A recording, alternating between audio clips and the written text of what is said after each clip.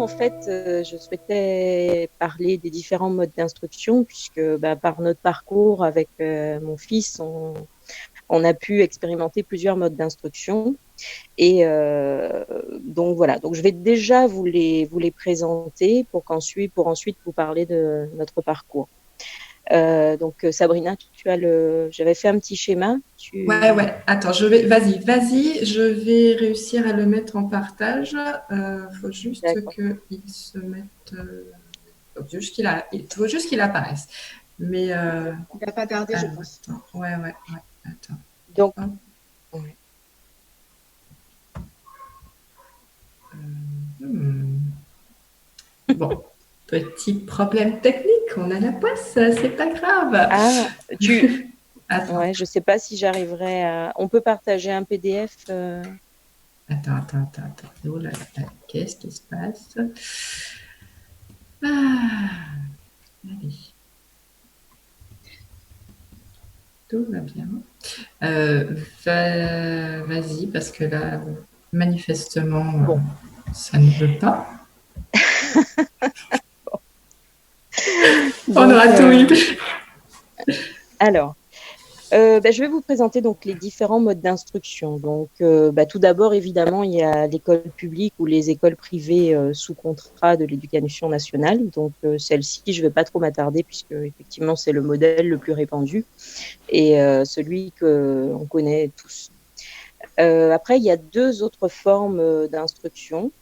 Du coup, il y a les écoles privées hors contrat qui sont dites alternatives. Et donc, parmi ces écoles privées, il y en a qui sont avec étiquette. Et donc, comme Montessori, vous avez dû entendre parler aussi des écoles démocratiques, des écoles Steiner, voilà. Et il y en a aussi qui sont sans étiquette, qui, elles, se veulent, qui piochent un petit peu à droite à gauche, y compris dans le programme de l'éducation nationale, pour pouvoir répondre finalement de manière directe au profil des enfants. Ensuite, la troisième possibilité qui est offerte, c'est l'IEF, donc l'instruction en famille, et qui est communément appelée l'école à la maison.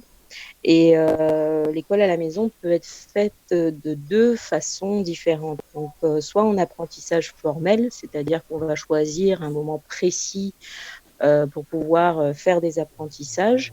Et ces apprentissages peuvent se faire soit avec des cours par correspondance, soit sans cours de correspondance. Donc, on peut prendre simplement des bouquins à droite à gauche comme support d'apprentissage. Et le dernier mode d'apprentissage, c'est l'apprentissage informel, où là, en fait, on se sert du quotidien et de la curiosité naturelle de l'enfant pour pouvoir lui apprendre, enfin, lui faire acquérir les compétences et les connaissances. Donc, ça va passer par une recette de cuisine où on va pouvoir faire des calculs, tout simplement, et également ou apprendre les unités de mesure. Enfin, voilà, c'est l'exemple le plus simple à donner. Donc voilà, donc nous en fait, on a avec mon fils qui a aujourd'hui 12 ans, on a tout expérimenté. C'est-à-dire il est né en 2008 et en 2011, on l'a scolarisé d'abord dans une école classique pour ses 2 premières années de maternelle. Et puis finalement, on a décidé au début de grande section de le déscolariser. Et donc, il est ensuite resté pendant à peu près 2-3 ans en IEF. Ensuite, moi, ça me tenait à cœur de créer une petite école alternative, donc sans étiquette, puisque justement, au niveau, j'ai pas de pédagogie que Enfin, il n'y a aucune pédagogie qui me paraît sortir plus du lot que l'autre, puisque pour moi, c'est plus une question d'adapter au profil de l'enfant. Et donc, cette petite école est restée ouverte de septembre 2016 et jusqu'à novembre 2017. Et en novembre 2017, on a dû fermer les portes faute de moyens. Du coup, on a basculé en IEF pendant la fin de l'année. Et en désespoir de cause, ne trouvant plus d'autres solutions qui nous conviennent, on a fini par partir en métropole, donc à partir de la rentrée de septembre 2018, rejoindre une petite école alternative, donc qui était dans le courant, je dirais, de l'école démocratique. Malheureusement, cette petite école aussi nous a annoncé en janvier, quelques mois après notre arrivée, qu'elle allait fermer ses portes à la fin de l'année scolaire. Et moi, n'étant pas satisfaite de ce qui se passait, parce qu'il y avait un petit peu de cafouillage au niveau de la direction et au niveau de l'enseignante, du coup, j'ai enlevé mon fils et du coup, je l'ai scolarisé dans la petite école publique du village dans lequel on avait atterri. Et finalement, ça s'est très bien passé dans cette petite école, puisque c'est une petite école rurale multiniveau, donc 3 niveaux, CE2, CM1, CM2, avec un maître très très bienveillant. Et donc, notre fils y est depuis un an, un peu plus d'1 an, et ça se passe très bien et il est très heureux. Donc voilà, j'imagine effectivement qu'il y a beaucoup de personnes qui doivent se dire oh là là, quel parcours, pauvre enfant. Mais en fait, non, bizarrement, c'est plutôt l'inverse qui se passe. Moi, j'ai aucun regret parce que finalement, notre fils a pu toujours s'adapter aux situations qui lui ont été présentées parce que on a toujours été à l'écoute en fait de ses besoins et de son équilibre. Et donc, justement, cette recherche qu'on avait d'un mode d'instruction adapté pour lui a toujours fait en sorte de répondre à cela. Et donc, ça a toujours été une question d'opportunité qui s'est créée au fil de l'eau. Voilà. Et donc, le témoignage en fait que je peux apporter par rapport à ça. Alors tout d'abord par rapport à cette crise du Covid, c'était de dire quand même aux familles de ne pas paniquer, puisque nous on est restés en dehors, malgré ce parcours très atypique. Notre fils se porte très bien. Il a pu acquérir cet apprentissage à son rythme, à un rythme qui n'est pas tout à fait celui de l'éducation nationale. Pour certains aspects, il a été moins vite. Pour d'autres compétences, il a été plus vite. Enfin voilà. Donc voilà, c'est pas 2 mois de Covid qui vont faire que ça va mettre en péril vraiment l'éducation de nos enfants. Voilà. Donc c'est pour ça déjà d'apporter ce message-là.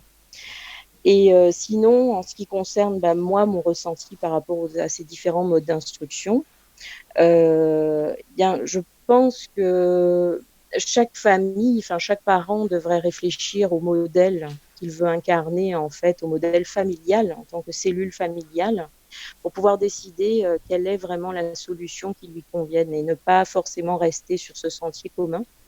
Parce qu'effectivement, on peut vivre vraiment de belles aventures, que ce soit en IEF ou en école privée, en école alternative. Et donc, par exemple, oui, tu faisais circuler la petite photo sur le mythe et la réalité. Beaucoup de gens pensent, par exemple, que l'IEF, c'est mettre un enfant dans un bocal, et en fait, non, c'est plutôt le mettre à l'école de la vie, finalement. Et aussi parce qu'il y a des réseaux de familles IEF qui se créent et qui créent des activités communes. Et donc, quelque part, les enfants ont l'occasion de créer des relations différentes, en fait. Des relations de meilleure qualité que celles que parfois ils peuvent créer dans des établissements plus grands, en fait, où finalement l'échelle est trop grande et que il y a des rapports de force qui peuvent se créer et donc voilà, voilà. Et puis je terminerai juste en disant que ma préférence va quand même aux écoles alternatives sans étiquette. C'était d'ailleurs pour ça que je m'étais lancée dans ce projet, et puis que j'ai dû arrêter malheureusement, voilà, faute de moyens, comme je disais. Voilà pour mon petit témoignage. Ok, Ok, donc est-ce qu'il est juste de dire que pour toi, la Guadeloupe de demain, c'est celle de parents qui choisissent en conscience le type d'éducation qu'ils souhaitent pour leur enfant? Exactement. Ok. Exactement. Moi, la seule chose vraiment contre laquelle je suis, c'est le fait de toujours chercher à mutualiser les coûts dans des grands établissements. Parce que si ma préférence va vers les écoles alternatives, c'est parce que je trouve qu'elles associent à la fois le côté familial et puis le côté du collectif, quoi. Voilà, le cadre scolaire. Après, je peux comprendre, mais moi ça c'est pas ma préférence, mais je peux comprendre. J'aime beaucoup le modèle aussi IEF parce que surtout quand il se met dans un réseau avec des familles qui font des activités et vraiment il y a une qualité en fait de relation qui est plus facile parce que c'est un mode de vie que les gens partagent, donc c'est plus facile en fait de se retrouver entre familles IEF que finalement dans des écoles privées hors contrat, parce que là il y a parfois des chocs un petit peu de pensée, et c'est d'ailleurs pour ça que ce sont des systèmes qui sont si fragiles en fait, à la fois au niveau des parents, aussi au niveau de l'encadrement. Donc voilà. Donc ce sont des systèmes qui ont du mal. Les écoles alternatives, elles ont du mal à trouver un équilibre. C'est plus facile en IEF quand c'est un choix, quand c'est un choix qui nous correspond évidemment. Voilà. Oui, et il faut aussi il faut aussi que les parents aient confiance en eux, parce que c'est aussi ça, avoir confiance en eux et ne pas forcément se laisser influencer par l'entourage, qu'en dira-t-on et tout ça, parce que c'est ça. Ça peut être stigmatisant de sortir, on va dire, du lot, mais il faut vraiment prendre soin de son enfant et de l'écouter dans ses besoins. Et je trouve que c'est important, ce que tu soulignais tout à l'heure, et ton parcours est un bel exemple justement de prendre soin de ton enfant. Voilà. Merci Karen. Merci. Merci. Ouais, bonsoir Karen et merci. Bonsoir. Et ouais, moi j'ai beaucoup aimé toute l'humilité que tu as de tous tes mots où voilà, il n'y a pas de modèle parfait, et je pense que c'est important il n'y a pas de modèle parfait dans rien, il y a pas de modèle parfait. Voilà. Et c'est encore moi c'est l'échelle humaine en fait que je pense qu'il faut retrouver, et ça c'est une notion qui revenait dans les différents sujets qui ont été abordés en fait. C'est ça. C'est vraiment le côté humain. Et il y a une semaine ou 2 semaines, on faisait un TEDx conversation avec Fabienne Goubaudiman qui avait fait un talk sur les enfants de Darwin, je ne sais pas si tu l'as vu, et qui, pareil, a remis la question de l'éducation en disant voilà, c'est là l'essentiel, et c'est là où ça sera mon dernier mot. C'est pas très, il est 2h50 du matin, je pense, à peu près chez toi. Et, non, mais c'est minuit 50, ça va. À minuit 50, d'accord, je calcule mal, tu vois. Et en même temps, c'est peut-être pas par hasard qu'on termine par la question de l'éducation. Parce que le monde de demain appartient à nos enfants. Mais il appartient aussi à nous, et c'est quand même ce qu'on a entendu dans beaucoup d'intervenants, c'est cette nécessité de nous déprogrammer pour nous reprogrammer autrement. Et donc cette question d'éducation, et d'ailleurs je parlais aussi de l'agenda 2030, l'objectif l'ODD 4, on appelle ça. C'est une éducation pour tous, de qualité pour tous et à tout âge. Et je pense que la question là qu'on est en train de se poser sur l'éducation, elle vaut pour les enfants, mais elle vaut aussi pour nous. Et le monde change tellement vite. Il y a plein d'études sur les métiers dans 20 ans ou dans 30 ans. C'est 40% des métiers qui auront disparu. Donc la question de l'éducation, elle est centrale et pour tous les âges. Donc merci beaucoup. Il y a cette question-là, mais il y a une question encore plus globale, c'est-à-dire vraiment accepter le changement, puisque finalement la vie c'est ce mouvement-là en fait.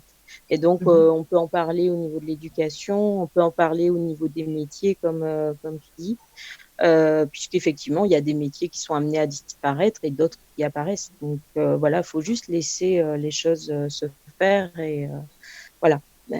C'est comme ça. Moi, ce sera mon dernier mot, mais j'arrive pas à m'en retenir. J'ai entendu cette phrase de Jacques Higelin il y a pas longtemps. Il ne faut pas élever ses enfants, il faut s'élever avec eux. Et je la trouve géniale. C'est ça.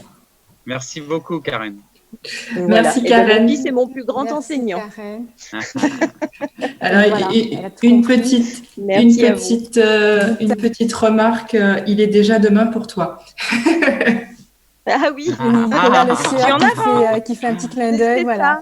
Alors, il y a Ouais, une c'est chose. ça. Alors, moi, je vais juste dire une chose, justement, parce qu'en disant je suis en avance, ça me fait penser à quelque chose. Parce que quand j'ai créé l'école, donc en 2016, j'avais plein d'idées révolutionnaires. Et en fait, à un moment, je me suis dit, mais enfin, voilà, à un moment, on ne peut pas marcher devant et finalement laisser tout le monde derrière, parce que marcher trop devant, eh ben, on marche seul. Et la deuxième expérience dans l'autre école alternative, je me suis rendu compte que finalement, il fallait peut-être des fois revoir à la baisse certains de nos objectifs, en tout cas au présent, tout en gardant en point de mire nos objectifs à la base. Et du coup, en tout cas, marcher ensemble pour pouvoir aller plus loin. Voilà.